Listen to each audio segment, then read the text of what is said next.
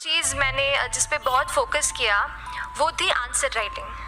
तो answer writing का जैसे खान सर बता रहे थे कि आंसर राइटिंग की प्रैक्टिस बहुत की, तो उसके पीछे मेरा ये था कि जब मैं हमेशा प्रीलिम्स का कोई भी पेपर टेस्ट देती थी, हम मॉक टेस्ट देते हैं, तो मॉक टेस्ट देती थी तो हमेशा मेरे मार्क्स करीब 90 to 110, 120 इससे ऊपर मेरे कभी मार्क्स नहीं जाते थे। तो मुझे हमेशा ये डर था कि यार प्रीलिम्स में कहीं मेरा कुछ, क्योंकि कट ऑफ भी इसी कुछ रेंज में जाता है, तो हमेशा लगता था कि यार कुछ गड़बड़ यहाँ ना हो जाए। लेकिन जब मैंने आंसर राइटिंग की और मेंस एग्ज़ाम के बारे में जाना, तब मुझे लगा कि आंसर राइटिंग एक ऐसी चीज़ है, मेंस एक ऐसा फेज़ है सिविल सर्विस एग्ज़ाम का जहाँ पे आप अच्छे से तैयारी कर सकते हैं। And if you have written the answers, if you know कि you have covered the points well, if you have included उसमें कुछ आपने facts, international reports, government schemes, आपने कुछ ऐसे उसमें सॉल्व भी डाला है, तो जो रिजल्ट आएगा वो सेटिस्फैक्ट्री ही आएगा, अच्छा ही आएगा। तो मेंस एक ऐसा पार्ट है जिस पे आप काफ़ी बैंक ऑन कर सकते हो। मैं जब पर्सनालिटी टेस्ट भी मैंने दिया, तो इस बार भी आप नंबर्स देखेंगे तो आसपास की रैंक के हिसाब से मेरे नंबर्स उसमें कम हैं, लेकिन it is just the general studies and the answer writing part, जो मेंस के जो वो है मार्क्स हैं या मेंस का जो एक फैक्टर रहा, वो मेरे लिए सबसे ज़्यादा इंपॉर्टेंट डिसाइडिंग फैक्टर रहा है।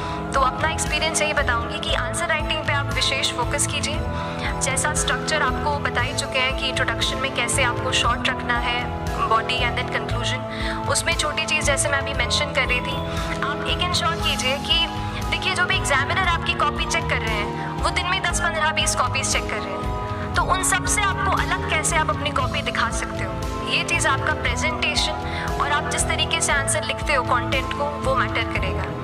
आप इंश्योर कर सकते हैं कि आपके आंसर में कुछ फैक्ट्स, गवर्नमेंट की स्कीम्स, कुछ कमिटीज़ बैठती हैं, जैसे एक प्रिवेसी पे justice BN Shri Krishna committee की रिपोर्ट आई है, तो आप मान लीजिए आपको कोई प्रिवेसी पे सवाल आ गया तो आपने उन कमेटी का नाम कोट कर दिया। ऐसे बहुत सारी कमिटीज़ होती हैं। कुछ इंटरनेशनल रिपोर्ट्स आते हैं, वो आप इनके बारे में लिख सकते हैं। इंडिया का मैप आप बना सकते हैं। मैंने सीख लिया था कि 10-15 सेकेंड्स में कैसे जल्दी से मैप बनाना है और उस पर कैसे पॉइंट कुछ करना है, कुछ लोकेट करना है। तो ये कुछ ऐसी चीज़ें हैं जो आपके आंसर्स को एनरिच करेंगी और प्रेजेंटेबल बनाएंगी। तो इस तरीके से आंसर्स पे जैसे हम क्लास करते हैं, लेकिन उसके साथ साथ आपको ये कोशिश करनी है कि 1 से 2 आंसर पर डे आपको ज़रूर लिखने ही लिखने, apart from the test series that you are doing. Answer writing से 2-3 चीज़ें होती हैं, ना केवल हमारी एक लिखने का हमें समझ आता है हम क्या लिखते हैं कैसा है, पर हमारा कॉम्प्रिहेंशन भी इम्प्रूव होता है। हमें कितना समझ में आया वो भी हमें खुद समझ आता है जब हम आंसर्स लिखते हैं। और इसीलिए आंसर राइटिंग पे आप फोकस कीजिए, 1 से 2 आंसर ज़रूर लिखिए। और आंसर राइटिंग के बाद the third pillar of my preparation जो काफ़ी इंपॉर्टेंट जिसने रोल प्ले किया, that was tests and test series and mocks. देखिए हम पढ़ रहे हैं यहाँ पर, I also come to the point कि हम कैसे दिल्ली, भोपाल और इंदौर में प्रिपेयर करके बिना दिल्ली जाए हम कैसे कर सकते हैं, आई कम टू दैट पॉइंट। पर उसके पहले टेस्ट की थोड़ी बात कर लेती हूँ कि टेस्ट देना क्यों ज़रूरी है।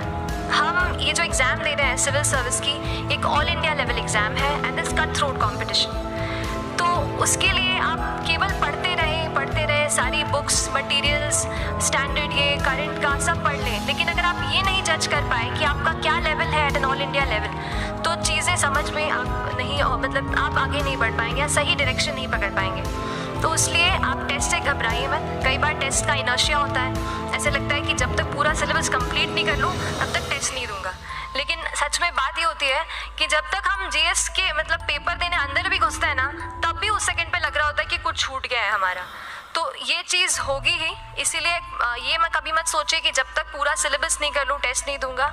जैसे आपका एक थोड़ा बेस बन जाता है प्रिपरेशन का, आप टेस्ट दीजिए, चाहे वो प्रीलिम्स का MCQ का टेस्ट हो या मेंस का राइटिंग स्किल की प्रैक्टिस हो, टेस्ट पे आप फोकस कीजिए।